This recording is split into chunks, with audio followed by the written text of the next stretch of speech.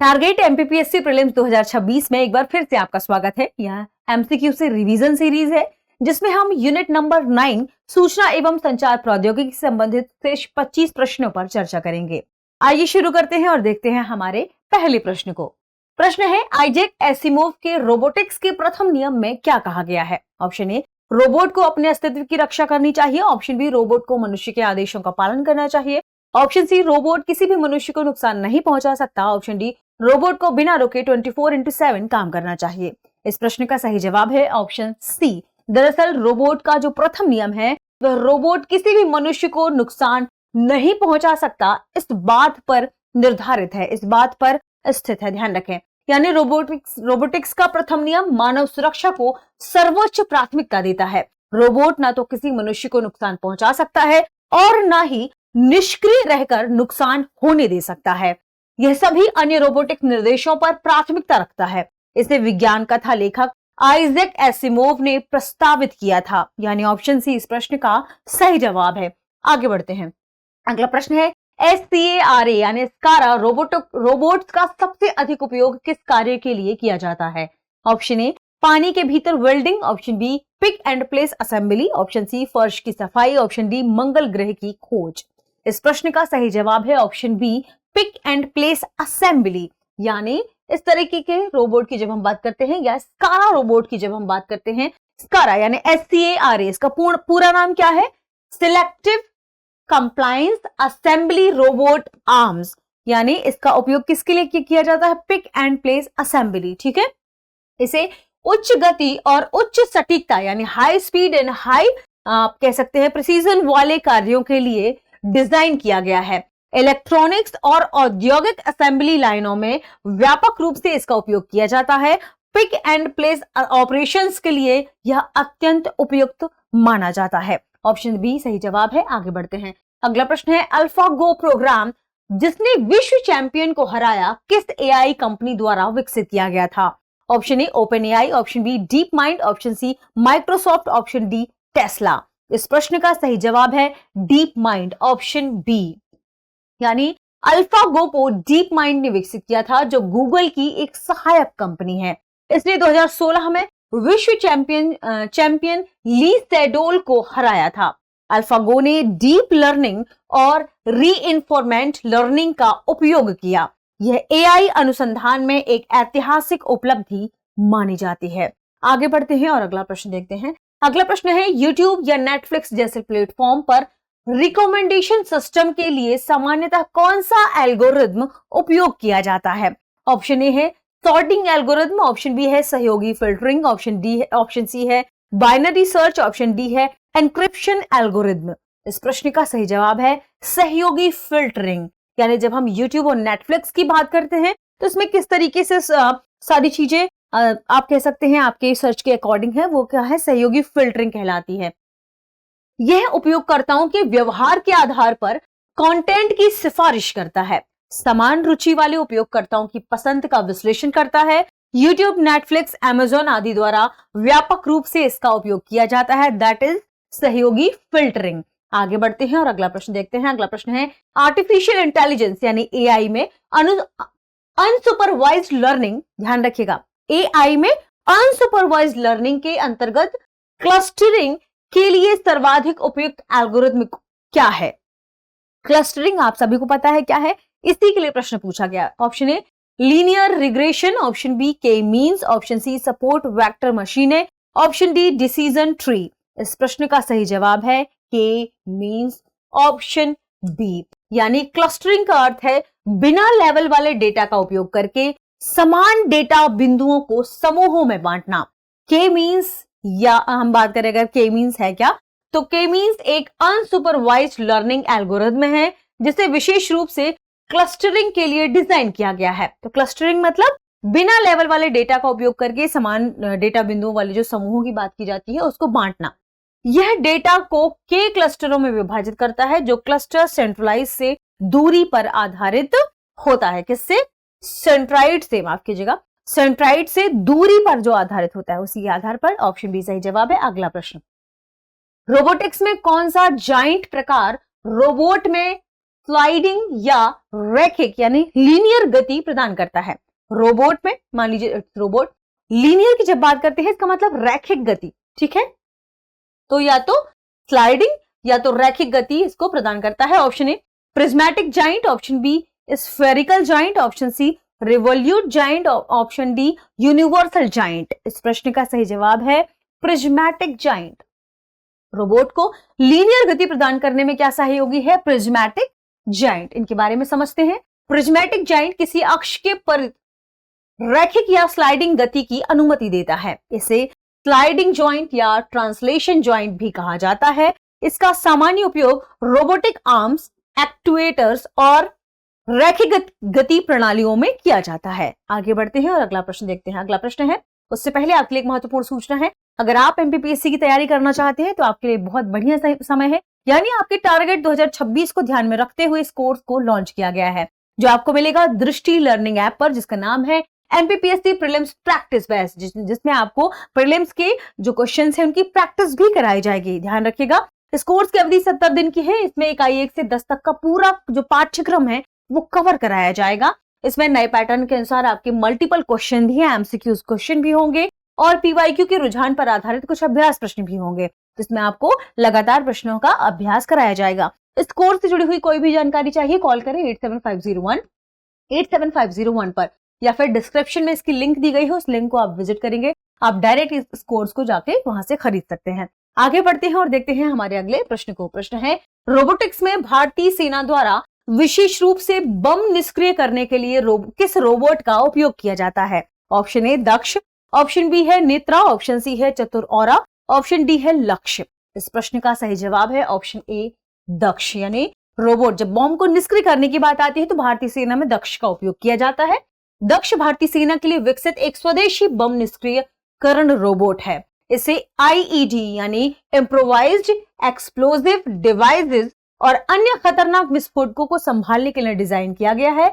यह remote control द्वारा संचालित होता है, जिससे मानव ऑपरेटर की सुरक्षा सुनिश्चित होती है। नजदीक नहीं जाना पड़ता बम के, रोबोट को भेजा जा सकता है। रोबोट को आप रोबोट के हिसाब से, रिमोट के हिसाब से जो भी आपके निर्देश है वो दे सकते हैं। आगे बढ़ते हैं।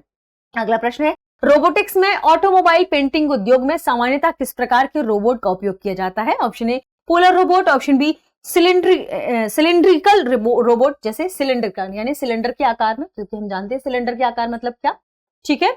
Articulated robot, option D delta robot. इस प्रश्न का सही जवाब है आर्टिकुलेटेड रोबोट। जब हम पेंटिंग वगैरह की बात करते हैं तो आर्टिकुलेटेड रोबोट का इस्तेमाल करते हैं। आर्टिकुलेटेड रोबोट में मानव भुजा के समान घूमने वाले यानी रोटरी जॉइंट्स होते हैं, जो लचीली गति प्रदान करते हैं। ऑटोमोबाइल उद्योग में पेंटिंग, वेल्डिंग और असेंबली के लिए व्यापक रूप से उपयोग किए जाने वाले रोबोट यही हैं, ठीक है। आगे बढ़ते हैं और अगला प्रश्न देखते हैं। अगला प्रश्न है, स्पीयर फिशिंग क्या है? ऑप्शन ए सामान्य जनता को लक्षित करने वाला फिशिंग हमला, ऑप्शन बी किसी विशेष व्यक्ति को लक्षित करने वाला फिशिंग हमला, ऑप्शन सी डेटा चोरी के लिए भौतिक उपकरण का उपयोग, ऑप्शन डी उपग्रह को हैक करना। इस प्रश्न का सही जवाब है विशेष व्यक्ति को लक्षित करने वाला हमला, यानी ऑप्शन बी किसी विशेष व्यक्ति को लक्षित करने वाला फिशिंग हमला। देखते हैं क्या है व्याख्या। स्पीयर फिशिंग एक साइबर हमला है जो किसी विशेष व्यक्ति को, संगठन को लक्षित करता है। सामान्य फिशिंग के विपरीत इसमें व्यक्तिगत जानकारी का उपयोग किया जाता है ताकि हमले की सफलता की संभावना बढ़ सके, ज्यादा हो। आगे बढ़ते हैं और अगला प्रश्न देखते हैं। अगला प्रश्न है, निम्नलिखित में से कौन सा मॉलवेयर स्वयं की प्रतिलिपि बना सकता है और फैलने के लिए किसी होस्ट फाइल की आवश्यकता नहीं होती? Option A virus, option B worm, option C Trojan horse, option D rootkit. इस प्रश्न का सही जवाब है वर्म। तो ध्यान रखिएगा, यानी वर्म क्या है? जो अपनी खुद की प्रतिलिपि बना सकता है, अपना खुद का दूसरी कोई प्रतिलिपि आप कह सकते हैं। जब हम कॉपी करते हैं ना, कॉपी पेस्ट, सेम वैसा ही दूसरा कुछ बना लेना, ठीक है। तो वर्म एक प्रकार का मालवेयर है जो स्वयं को स्वतंत्र रूप से कॉपी कर सकता है। वायरस के विपरीत, यानी ये वायरस ऐसा नहीं कर सकता। वायरस के विपरीत इसे फैलने के लिए किसी होस्ट फाइल की आवश्यकता नहीं होती। वायरस को फैलने के लिए होस्ट फाइल की आवश्यकता होती है, लेकिन इसे होस्ट फाइल की आवश्यकता नहीं होती। वर्म नेटवर्क, ईमेल और इंटरनेट के माध्यम से फैल सकते हैं। नोट कर लीजिएगा, वर्म इज वेरी वेरी, आपको क्या कह सकते हैं कि डेंजरस, ठीक है। आगे बढ़ते हैं। क्योंकि ये नेटवर्क के माध्यम से, ईमेल के माध्यम से इंटरनेट के माध्यम से, किसी की भी माध्यम से फैल सकता है। अगला प्रश्न, मैन इन द मिडिल हमला क्या है? ऑप्शन ए, दो सर्वरों के बीच शारीरिक रूप से बैठा हुआ हमलावर। ऑप्शन बी, ऑप्शन ए था ये। ऑप्शन बी, दो पक्षों के बीच संचार को गुप्त रूप से इंटरसेप्ट और रिले करने वाला हमलावर। ऑप्शन सी, सरकार द्वारा किया गया कानूनी wire tap. Option C, software update का एक प्रकार। इस प्रश्न का दरअसल सही जवाब है दो पक्षों के बीच संचार को गुप्त रूप से इंटरसेप्ट करना। ठीक है, तो क्या है, मैन इन द मिडिल हमले की बात की जाएगी तो दो पक्षों के बीच संचार को गुप्त रूप से इंटरसेप्ट या रिले करने वाला जो हमलावर है वो मैन ऑफ द मिडिल हमला कहलाता है। ठीक है, मैन इन द मिडिल यानी MITM हमला तब होता है जब कोई हमलावर दो पक्षों के बीच रहे जो हो रहा संचार है उसको इंटरसेप्ट कर दे। हमलावर संचार करने वाले पक्षों की जानकारी के बिना डेटा को पढ़ सकता है, संशोधित कर सकता है या उसमें नया डेटा जोड़ सकता है। इसका उपयोग अक्सर ईव्सड्रॉपिंग या क्रेडेंशियल चोरी या सेशन हाईजैकिंग में किया जा सकता है। यानी दो पक्ष हैं जो आपस में बातचीत कर रहे हो लेकिन बीच में कोई व्यक्ति वहां पहुंच जाए और उनके जो भी चैट्स हैं उनको मॉडिफाइड कर दे, अपने हिसाब से कुछ ऐड कर दे, अपने हिसाब से कुछ हटा दे। This is the middle of the man. ठीक है, आगे बढ़ते हैं। अगला प्रश्न है, डेटा एक्सफिल्ट्रेशन क्या है? ऑप्शन ए, कंप्यूटर से डेटा का अनधिकृत स्थानांतरण। ऑप्शन बी, डेटा का क्लाउड पर बैकअप लेना। ऑप्शन सी, अनावश्यक फाइलों को हटाना। ऑप्शन डी, बड़ी फाइल को कंप्रेस करना। What is this? This is, ध्यान रखें क्या है, आप जब इस तरीके के प्रश्नों को ध्यान रखेंगे तो आपको क्या बोलना पड़ेगा कि डेटा का अनधिकृत जब हम उपयोग की बात करते हैं तो कंप्यूटर से डेटा का अनधिकृत जो स्थानांतरण है वो कहलाता है डेटा एक्सफिल्ट्रेशन। आगे देखते हैं इसके थोड़े से व्याख्या को। डेटा एक्सफिल्ट्रेशन का अर्थ है किसी सिस्टम से डेटा की अनधिकृत कॉपी करना या स्थानांतरण करना या पुनः प्राप्त करना। ठीक है, या अक्सर हैकर्स, अंदरूनी कर्मचारियों या मालवेयर द्वारा किया जाता है। तो ध्यान रखें, अगर कोई प्रश्न पूछा जाता है कि आपके इनसाइडर्स द्वारा कौन से प्रकार के हमले किए जा सकते हैं या आपके इनसाइडर में से कौन सी प्रक्रिया से संलग्न हो सकते हैं, तो उसमें आएगा डेटा एक्सफिल्ट्रेशन। ठीक है, इसका लक्ष्य संवेदनशील जानकारी होती है और जैसे पासवर्ड, वित्तीय डेटा या व्यवहार जो उसका व्यापारिक रहस्य है वह। ठीक है, आगे बढ़ते हैं। अगला प्रश्न है, एसक्यूएल इंजेक्शन हमले मुख्य रूप से किसे लक्षित करते हैं? Option A, operating system. Option B, network router. Option C है डेटाबेस। ऑप्शन डी है भौतिक हार्डवेयर। ऑप्शन बी था ये नेटवर्क राउटर। ठीक है, इस प्रश्न का सही जवाब है डेटाबेस। ध्यान रखें, ऑप्शन सी। यानी एसक्यूएल इंजेक्शन एक साइबर हमला है जिसमें इनपुट फील्ड में दुर्भावनापूर्ण यानी मैलिकुलस एसक्यूएल कोड डाला जाता है। आपका जो भी इनपुट है उसमें आपने एक मैलिकुलस कोड डाल दिया। ठीक है, इस प्रक्रिया से क्या हो, जब इसका उद्देश्य क्या हो, डेटाबेस में मौजूद संवेदनशील डेटा तक पहुंच बनाना या उसे बदलना, दैट इज एसक्यूएल कोड। ठीक है, ध्यान रखें, ये आप कह सकते हैं एसक्यूएल इंजेक्शन। ठीक है, यह उन वेब एप्लीकेशन को निशाना बनाता है जो माईएसक्यूएल, ओरेकल या एसक्यूएल सर्वर जैसे रिलेशन डेटाबेस से जुड़े होते हैं। ठीक है, तो क्या है ये डेटाबेस। अगला प्रश्न देखते हैं क्या है। अगला प्रश्न है, गार्टनर मॉडल के अनुसार ई गवर्नेंस परिपक्वता का अंतिम चरण कौन सा है? Option A, interaction. Option B, transaction. Option C, presence. Option D, transformation. इस प्रश्न का सही जवाब है ट्रांसफॉर्मेशन।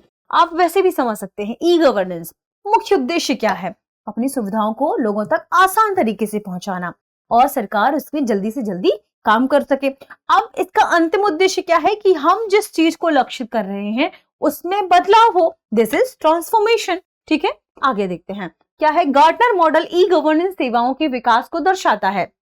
इसमें परिपक्वता के 4 चरण होते हैं। पहला है प्रेजेंस, सरकारी जानकारी ऑनलाइन उपलब्ध होती है। दूसरा है इंटरेक्शन, नागरिकों और सरकार के बीच द्विदिशात्मक संवाद हो। तीसरा है ट्रांजैक्शन, यानी सेवाओं और भुगतान की फ्री ऑनलाइन डिलीवरी हो सके और जिस उद्देश्य से वो काम हुआ है वो काम कंप्लीट भी हो सके, यानी मीन ट्रांसफॉर्मेशन, यानी विभिन्न विभागों में सेवाओं का पूर्ण एकीकरण हो सके। ठीक है, ट्रांसफॉर्मेशन। आगे बढ़ते हैं। अगला प्रश्न है, ई गवर्नेंस में कौन सा मॉडल खास तौर पर सरकारी सेवाओं के वर्टिकल और हॉरिजॉन्टल इंटीग्रेशन पर फोकस करता है? वर्टिकल एंड हॉरिजॉन्टल इंटीग्रेशन पर फोकस करता है। Option A, UN model. Option B, Layne and Lee model, option C World Bank model, option D Gartner model.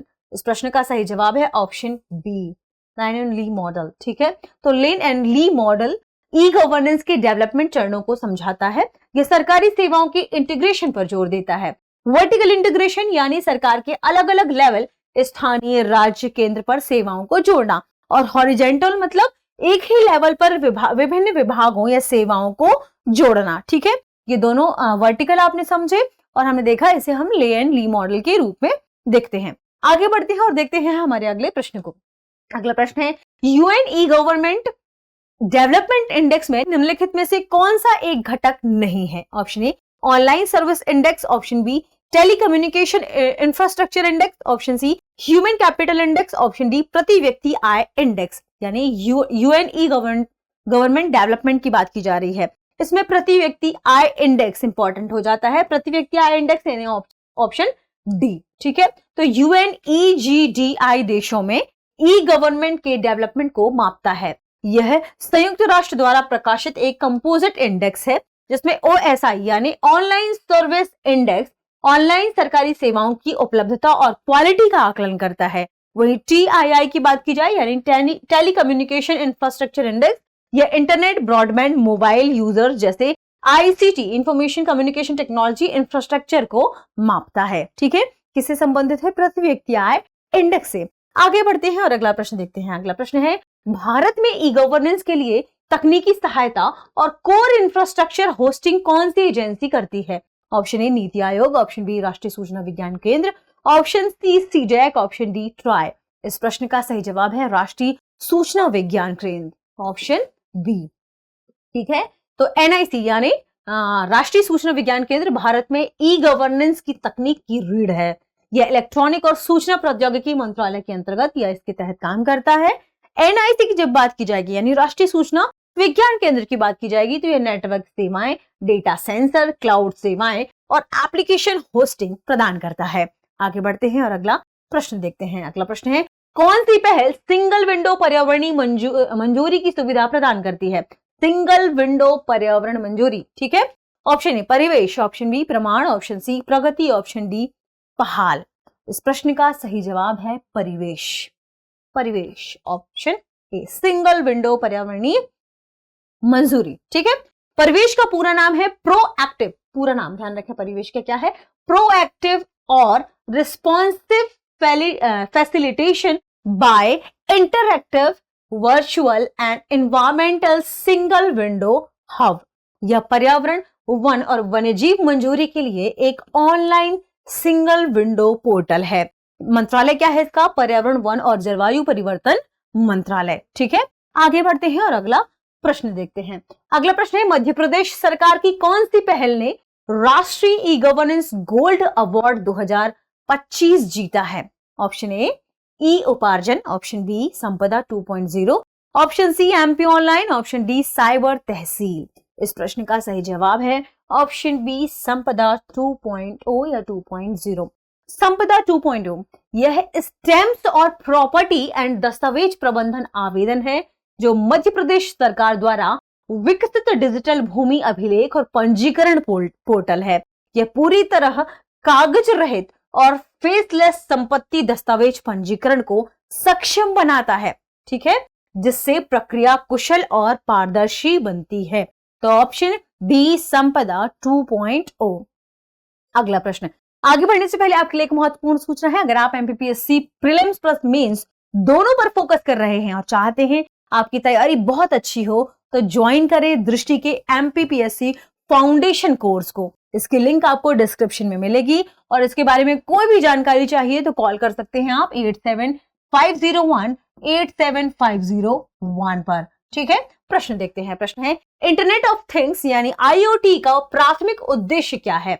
Option A सभी मानव श्रमिकों को रोबोट से बदलना, ऑप्शन बी भौतिक वस्तुओं को बिना मानव हस्तक्षेप के डेटा एकत्र करने और आदान प्रदान में सक्षम बनाना, ऑप्शन सी गेमिंग के लिए इंटरनेट को तेज बनाना, ऑप्शन डी इलेक्ट्रॉनिक उपकरणों की कीमत बढ़ाना। इंटरनेट ऑफ थिंग्स यानी सारी चीजें इंटरनेट से कनेक्टेड हो और ये सारी चीजें मानव के बिना आपस में कनेक्टेड हो सके आपस में डेटा को आदान प्रदान कर सके। This is internet of thing, यानी आप घर के बाहर हो और आपके घर में जो एसी है, आपके घर के जो जितने फैंस हैं, जो भी चीजें जानकारी, जैसे अगर आपको जाना है, आपको गर्म पानी चाहिए, आप घर के बाहर से एक ही क्लिक करें अपने फोन पर और वो सारी चीजें ऑटोमेटिक पहले से ही काम करना शुरू कर दें, ताकि आप जब पहुंचे, आपको कूलिंग चाहिए तो आपका रूम पहले से कूल हो चुका हो, एसी पहले चालू हो चुकी हो 10 मिनट पहले। ये सारी चीजें जब हो जाएं, this is internet of thing, यानी सारी चीजें आपस में कनेक्टेड हो। इसे कहा जाता है भौतिक वस्तुओं को बिना मानव हस्तक्षेप के डेटा एकत्र करने और आदान प्रदान करने में सक्षम बनाना। आगे बढ़ते हैं। इंटरनेट ऑफ थिंग भौतिक वस्तुएं जैसे सेंसर, डिवाइस, मशीन है, इनको इंटरनेट से जोड़ता है। ये वस्तुएं स्वतः डेटा एकत्र, प्रोसेस और साझा कर सकती हैं। आईओटी निगरानी और नियंत्रण में मानव हस्तक्षेप की आवश्यकता को कम करता है, यानी ऑप्शन बी इस प्रश्न का सही जवाब है। आगे बढ़ते हैं। अगला प्रश्न है, वह मैलवेयर जो उपयोगकर्ता की फाइलों को एन्क्रिप्ट कर देता है और उन्हें अनलॉक करने के लिए भुगतान की मांग करता है, क्या कहलाता है? खूब सुना होगा आपने कि इस कंपनी पर अटैक हो गया है। कौन सा अटैक हो गया है? Ransomware attack. रैनसमवेयर अटैक में आपकी किसी डेटा को एन्क्रिप्ट कर दिया जाता है और उस डेटा को खोलने के लिए आपसे पैसों की डिमांड की जाती है। This is ransomware. तो इस प्रश्न का सही जवाब क्या है? Option B, ransomware. रैनसमवेयर पीड़ित की कंप्यूटर या नेटवर्क की फाइलों को एन्क्रिप्ट कर देता है। यह एक्सेस बहाल करने के लिए फिरौती यानी रैनसम यानी फिरौती की मांग करता है, प्रायः क्रिप्टो करेंसी में। ठीक है, बाकी सब क्या हो जाती हैं? देख ली जाती है, मापी जा सकती है, सब कुछ ट्रैक की जा सकती है। क्रिप्टो करेंसी में मांगते हैं। यह सामान्यतः फिशिंग ईमेल, हानिकारक लिंक या संक्रमित अटैचमेंट के माध्यम से फैलता है। आगे बढ़ते हैं और अगला प्रश्न देखते हैं। वह प्रक्रिया जिसके द्वारा कोई सर्च इंजन वेब पेजों की जानकारी को व्यवस्थित करता है और संग्रहित करता है, क्या कहलाता है? Option A, crawling, option B, indexing, option C, ranking, option D, browsing. देखिए, अगर किसी ने, मान लीजिए कोई सर्च इंजन है जिसने आपके वेब पेज, आपने खूब सारे वेब पेज खोल रखे, इसको उसने सिस्टमैटिक कर दिया हो, है ना, और एक जगह संग्रहित कर दिया हो, ये क्या हो गया? ये तो उसने इसका मतलब क्या कर दी? इंडेक्स बना दिया, रूपरेखा बना दी। This is indexing. ठीक है, इसे क्या कहते हैं? इंडेक्सिंग कहते हैं। ठीक है, नोट कर लीजिएगा। आगे बढ़ते हैं। इंडेक्सिंग वेब पेज डेटा को व्यवस्थित और संग्रहित करने की प्रक्रिया है। सर्च इंजन एक इंडेक्स बनाता है, ध्यान रखें, जो पुस्तकालय की सूची यानी कैटलॉग जैसा होता है, जिससे खोज के दौरान परिणामों की तेज प्राप्ति संभव हो सकती है। जल्दी से आप किसी चीज को प्राप्त कर सकते हैं, खोज सकते हैं अपने फोन में या अपने सिस्टम में। अगला प्रश्न, निम्नलिखित में से कौन सा सर्च इंजन नहीं है? Option A, Bing, option B, Duck, option C, Safari, option D, Baidu. बताइए क्या नहीं है सर्च इंजन, कमेंट सेक्शन में बताइए जल्दी। इसमें से सफारी सर्च इंजन नहीं है। अब आप कहेंगे नहीं मैम, हमने तो देखा है, हमारे पास जो हम मैक की बात करते हैं, जब हम बात करते हैं हमारे आईफोन की, तो उसमें सफारी होता है। दरअसल सफारी एक ब्राउजिंग है, ये सर्च इंजन नहीं है। ठीक है, नोट कर लीजिएगा, आप ब्राउजिंग के माध्यम से सर्च इंजन पे जा सकते हैं। ठीक है, यानी सफारी एक वेब ब्राउजर है, सर्च इंजन नहीं। सर्च इंजन इंटरनेट पर जानकारी सेवाओं को खोजने में सहायता करता है। ठीक है, जब हम बात करते हैं ऑप्शंस की, तो Bing, Duck and Baidu search engine है। ब्राउजर का उपयोग करके, ब्राउजर क्या है? वेब ब्राउजर क्या है? सफारी का उपयोग करके आप गूगल पे जा सकते हैं, है ना, क्रोम पर जा सकते हैं। दिस इज क्या है? सफारी की बात करेंगे, वो क्या है? ब्राउजर है, यानी ब्राउजर का उपयोग करके वेबसाइटों और सर्च इंजन तक पहुंचने के लिए किया जाता है। आगे बढ़ते हैं, अगला प्रश्न देखते हैं। अगला प्रश्न है, सोशल मीडिया में सोशल ग्राफ की अवधारणा किससे संबंधित है? Option A, server site data storage, option B, trending topics का दृश्यांकन, ऑप्शन सी, उपयोगकर्ताओं के बीच संबंधों का मानचित्रण, ऑप्शन डी, एन्क्रिप्शन संरचना। इस प्रश्न का सही जवाब क्या है? उपयोगकर्ताओं के बीच संबंधों का मानचित्रण, सोशल ग्राफ उपयोगकर्ताओं के बीच संबंधों को दर्शाता है, जैसे मित्र, फॉलोअर्स या पेशेवर संपर्क। यह दिखाता है कि किसी सोशल नेटवर्क में व्यक्ति एक दूसरे से कैसे जुड़े होते हैं। फेसबुक, लिंक्डइन एंड प्लेटफॉर्म्स इसका उपयोग मित्र समूह और या कंटेंट सुझाने के लिए करते हैं। अगला प्रश्न देखते हैं। अगला प्रश्न है, निम्नलिखित में से कौन सा सोशल नेटवर्किंग प्लेटफॉर्म नहीं है? Option A, Facebook, option B, Instagram, option C, LinkedIn, option D, Dropbox. बताइए क्या नहीं है? फेसबुक, सभी जानते हैं, इंस्टाग्राम सभी जानते हैं, आप होंगे भी, सभी लोग होते हैं, मैं भी हूँ। जैसे इस प्रश्न की बात की जाए कि नेटवर्किंग प्लेटफॉर्म क्या नहीं है, नेटवर्किंग प्लेटफॉर्म नहीं है ड्रॉप बॉक्स। क्या नहीं है? Drop box. फेसबुक, इंस्टाग्राम और लिंक्डइन सामाजिक संपर्क और नेटवर्किंग के लिए उपयोग किए जाते हैं। लिंक्डइन क्या है? बिजनेस करने वाले लोग या जो जॉब से संबंधित, जब भी हम सर्च की बात करते हैं, किसी अच्छे ऐप की बात करते हैं, तो वो लिंक्डइन है, नोट कर ले। ये उपयोगकर्ताओं को जोड़ने, कंटेंट साझा करने और संवाद करने की सुविधा देते हैं। ड्रॉपबॉक्स एक क्लाउड स्टोरेज सेवा है, ना कि सोशल नेटवर्किंग साइट। ठीक है, तो आज के सेशन में इतना ही, मिलते हैं अगले सेशन में, तब तक के लिए शुक्रिया। अब एग्जाम की तैयारी को और बेहतर करने के लिए हमारे चैनल को लाइक, शेयर और सब्सक्राइब करना ना भूलें।